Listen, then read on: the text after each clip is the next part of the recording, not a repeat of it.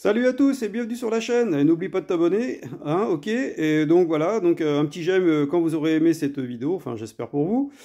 Voilà, donc en fait, se fabriquer son propre siège haptique, on va dire, bah, c'est pas si difficile en fait. Il suffit d'acheter en fait un siège entre 15 et 30 euros, on va dire un siège vibrant. Donc en fait, c'est des tapis masseurs normalement. Bon, vous le dépouillez un peu de tout.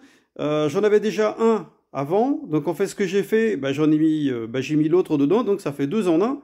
Donc en fait là, au moins j'ai, bah, on va dire beaucoup de moteurs. J'en ai un ici, deux, quatre. Ça fait quatre ici. 4, donc en fait 6, 7, et en fait j'ai à peu près 8 moteurs ici. Donc en fait rien que déjà de 8 moteurs dans le dossier. Puis là en bas, bah, on va dire j'en ai 6 en bas. Donc voilà. Alors ce que vous voyez ici, c'est le Arduino. Vous voyez là. Celui-ci en fait, tout est branché dessus pour le siège d'en haut. J'ai celui-ci au fait qui se branche, mais je peux pas vous le montrer, mais c'est la même chose que ça, c'est en Arduino. Il est branché là-bas. Par contre, celui-là, il est fait pour le bas. Donc en fait, donc, double alimentation en 12 volts, hein, bien sûr, avec un genre de petit transfo, hein, donc voilà, que vous trouvez directement dessus. Vous l'achetez à côté, du moins.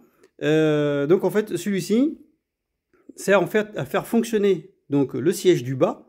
Donc voilà, plus pédale, frein et accélérateur avec deux moteurs dessus, plus deux ventilateurs. Donc voilà, ventilateur, voilà, en fait les ventilos qui se met en route directement quand vous roulez, donc ça vous fait du vent, enfin du moins ce qui est bien surtout pour l'été.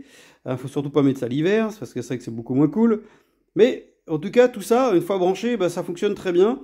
Donc en fait, ça fait à peu près deux Arduino plus en fait un système ici que vous avez ici, vous voyez. Ça, c'est ce qu'il vous faut en fait pour pouvoir mettre des moteurs et les faire tourner directement.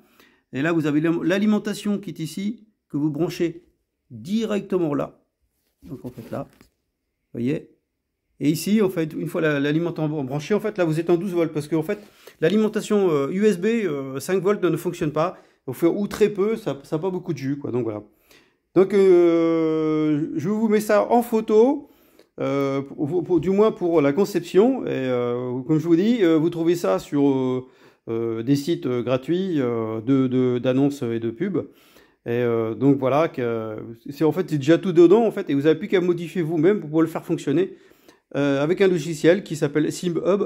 Et donc je vous assure que en fait les sensations sont assurées en voiture, il n'y a pas de souci.